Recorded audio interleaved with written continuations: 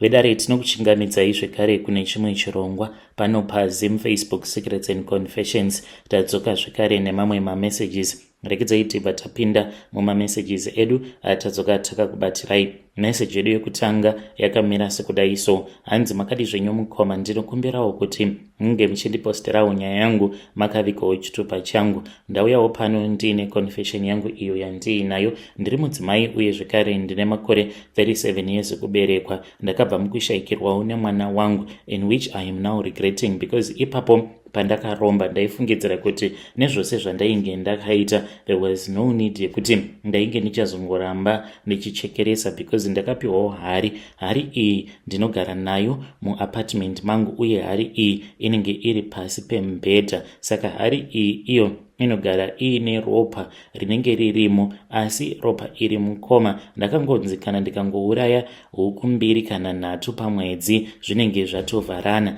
asi mukoma mwana wangu akazongorwara. Akangorwara zve1 day, then mwana ndokubva atoshayika. Mushure mekunge mwana ashayika ndo pandakabva ndatomurota. Akauya kwandiri akabva anditi, saka mama ndozvamasarudza here? Ko ndaiti pose apo pamainditengera hembe pamakrismasi zvekare nekunditumidzirawo mari uye zvekare nekuzondiendesa kuboarding school. Mama ndaifungidzira kuti mari iyoyo maingoiwana kusaluni kwenyu ndisingazivi kuti imari yeropa rangu here. Nai mama, shuwa mungazanganisa ropa rangu neropa rehuku? Ndo zvakaitika pakashayika mwana wangu. Ndakachema zvekuti kana boyfriend yangu akatoshamisika kuti komono uyu ari kuchemei, even though ndainge ndarasikirwa hangu nemwana wangu, but kamuchemero kacho kandainge ndoita ndainge ndichichema nekuziva kuti ndainge ndachekeresa mwana wangu. Pandakazoromba mukoma, this was after ndatangawo kasaluni kangu, asi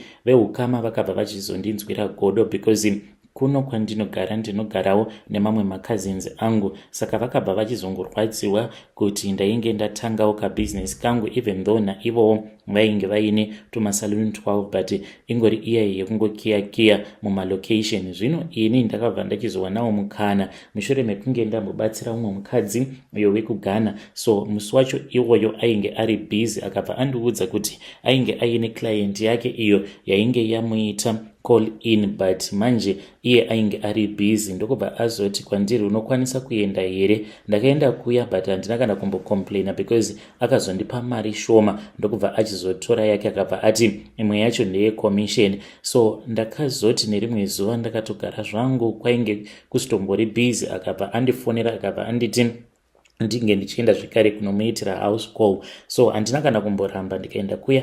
Ndokubva ati ndaona kuti uri munhu atori bo ende zvekushanda ndizvo zvaunoda, saka ndafunga kuti ndinge ndichikubatsira, because previously ainge aine umwe muSouth African uyo waainge achishandidzana naye. Saka muSouth African uyu pavakazononetsana ndepekuti muSouth African uya aigara achingocomplaina kana kuri kunzi akamuudza kuti ndinoda kuti unge uchienda kunondibetsera, uye aibva ati mari yacho ndeyangu yose, asingazodi kuti uyu ange achizotorawo yake commission. Saka akabva achizonditi kwainge kuine kumwe kwainge kuine accommodation uye zvekare nespace yekuti munhu unge uchizovhura kashop kako kasaluni. Ndokubva ndati mari handina. Akabva anditi no, mari ndichakutsvakira mari, but unofanira kuti unge uchishandisa mari yako paunovhura kashopo aka, kuitira kuti inini ndizokubatsira after that. Ndaisatozivawo kutoti ndidzo mhiko dzake. Haafaniri kuti angobatsira munhu kumupa mari munhu iyeye asinawo mari yake iyo yaanenge ashandisa. So ndakaita saizvozvo ndichingoteerera zvose izvo zvaainge achiti ndinge ndichiita. Ndakarana kasaluni kaya about 3 months. Then after 3 months ndipo apo zvinhu zvangu pazvakazotanga kuoma. But zvinhu zvangu pazvakatanga kuoma, mukoma Nashe, this was after imwe cousin sister yangu auya kusaluni kwangu. So cousin sister yangu yakati auya kusaluni kwangu, zvinhu ndokubva zvachizotanga kudhakwa. Akasvika ndokubva atanga kushoropodza. Haana chaasina kushoropodza musaluni mangu. So mushure mekunge zvinhu zvadhakwa zvechokwadi, aitofamba achitoudza vanhu kuti ko taizviziva maiti zvaigoenda nepi, because munhu haungangotangika nekuvhura saluni kumadheudheu munzvimbo mekuti munogara vanhu vanenge vaine mari dzavo, iwewe utongoda kutongotanga kunokwana ikoko. Akataura zvakawanda, ndikangozviudza hangu kuti Mwari ndivo vanoziva. Mukadzi uya akabva achizotanga kundibatsira. Pane pamwe apo paakamboenda kuGhana, mukadzi uyu akaenda kuGhana, paakadzoka ndipo paakazodzoka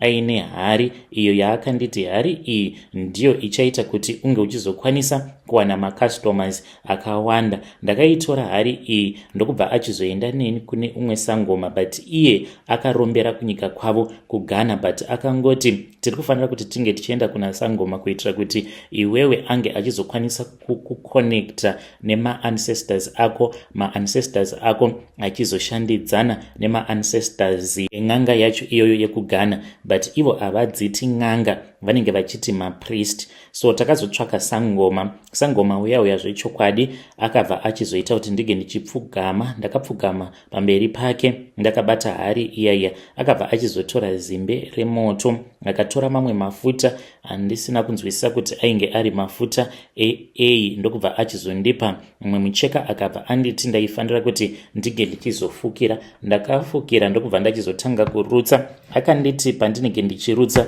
ndinge ndichirutsira imomo muhari. Mushure mekunge ndarutsa ndopaakabva achizondipa bute rekuti ndige ndichifemba. Ndopandakatanga kunzwa dzungu, ndikaita sekunge munhu ainge achibhururuka. Zvechokwadi ndakabva ndaona ndatova mune imwe nzvimbo, but ndainge ndiri musango manje. Ndokubva ndachizoona high priest uya akauya kwandiri akabva anditi, mwanangu wauya, ndini ndakudaidza nditevere. Ndakabva ndatanga kufamba. Izvi zvaitika muri muvision. Takafamba kwenguva refu kudzamara tichizonokwidza rimwe gomo. Timo mugomo muya ndopa akatanga kundiudza kuti mugomo imomo ndo mainge makavigirwawo ma-ancestors ake. Ndokubva tachizosvika painge paine rimwe bako apo paakazoti kuti tinge tichizvizadzikisa chirara pamusoro pekaruware aka. Ndikabva ndarara, akabva auya maari makabva mabuda kamwe kadhara kainge kari kapfupi. Ndokubva kachizotanga kurara neni kadhara aka. Ndikabva ndatopepuka.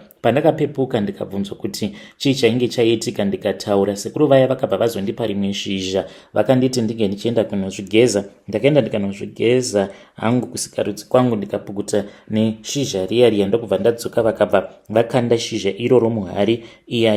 Vakabva vazonditi ndaifanira kuti ndinge ndichizouraya huku 3. Izvi ndo zvavainge vakaudzwa napriest mumweya, priest vaya vekuGhana. Ine hangu handina kumbogara ndakasangana navo. Ndakararama mukoma, zvinhu zvangu zvikabva zvatotanga kutoita. Ndikabva ndabva kulocation, ndikabva ndatanga kugara hangu kumasuburbs pasina kana nguva. Ndini uyo ndikatoendawo ndikatonotenga motikari yangu. Ndakatenga motikari ndisina kana license. Nekufamba kwenguva ndikadzokera kuZimbabwe ndikatonotengawo stendi kutovakisa.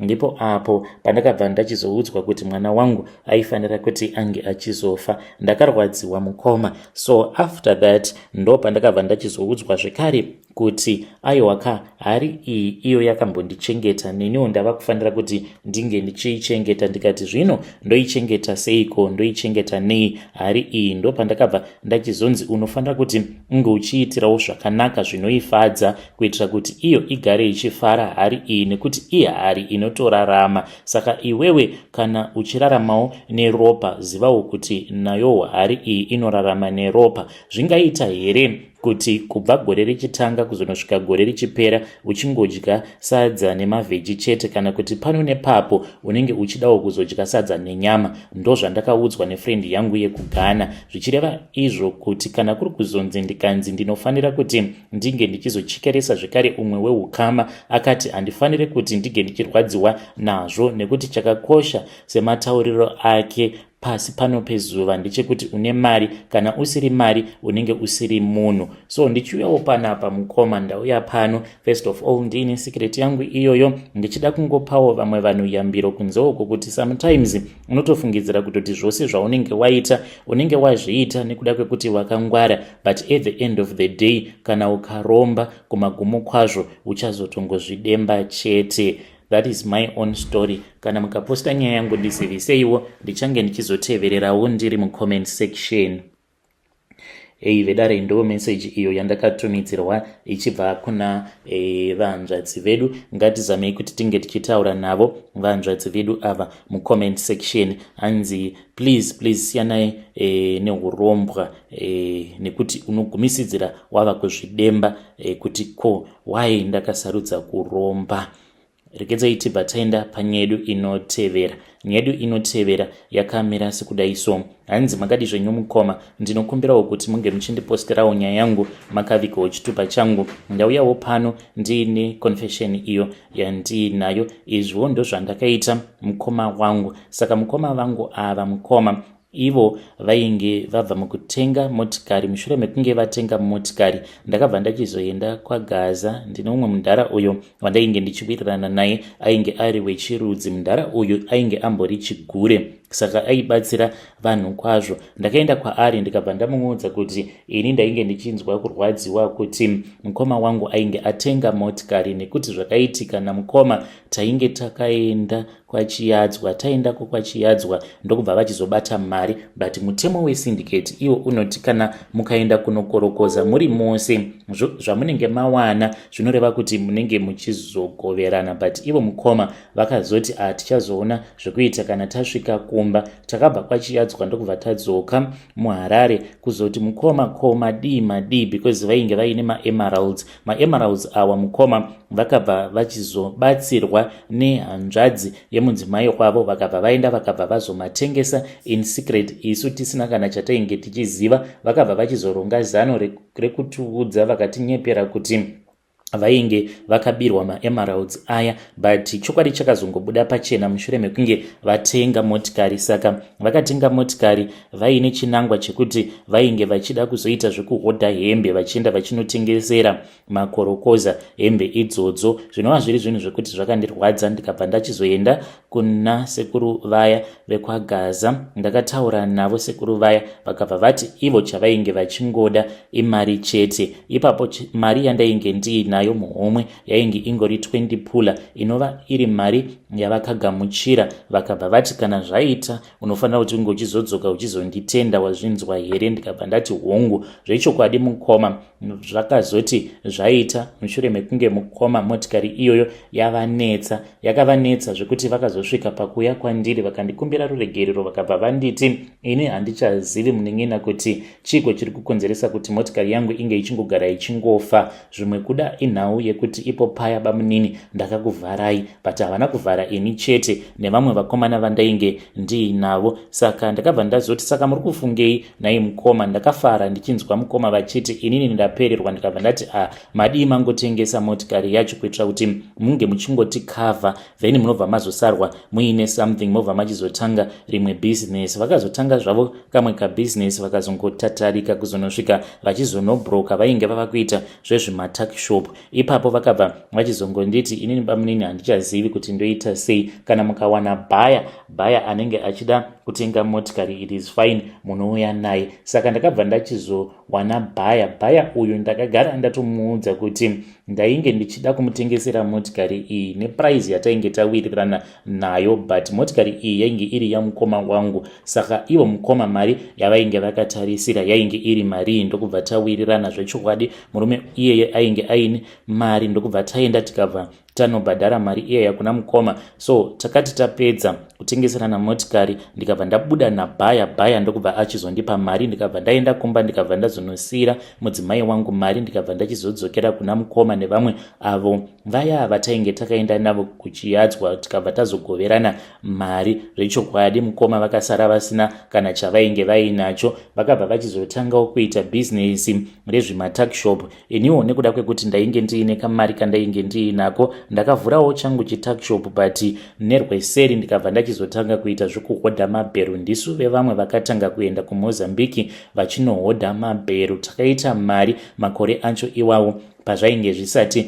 zvanyanyisa kuwandirwa. Saka ndiyo secret yangu yandiinayo mukoma. Zvose izvi zvandakaita ndainge ndichitobetserwa nehama dzemukadzi, uye zvekare ndivo vainge vachitondisimbisa vachitoti zvinoita tsano, imi handiti muri kurwirawo here upenyu hwemhuri yenyu semarwiro ainge achiitirawo mhuri yake? Kana mukatopusa tsano ipapapa munofa nenhamo. Uye zvekare ndaitobetserwa namadhamu mukuronga kuzonosvika tichizotanga mabhizinesis edu. Kutaura kudai, mudzimai wangu iye anotomboenda kuChina achinonohodha zvekare nekuna naTurkey, atova nemabhotiki. Inini hangu ndakazosiyana nazvo zvemabhero ndikabva ndachizongotanga kuita zvemining, because ndakagara ndakangozvifarira izvi zvemining from a very young age. Kana mukaposta nyaya yangu mukoma, ndiziviseiwo, ndichange ndichizotevererawo ndiri mucomment section. Hamenewo kuti mhuri yeZimbabwe inoti kudii panhau yangu iyi.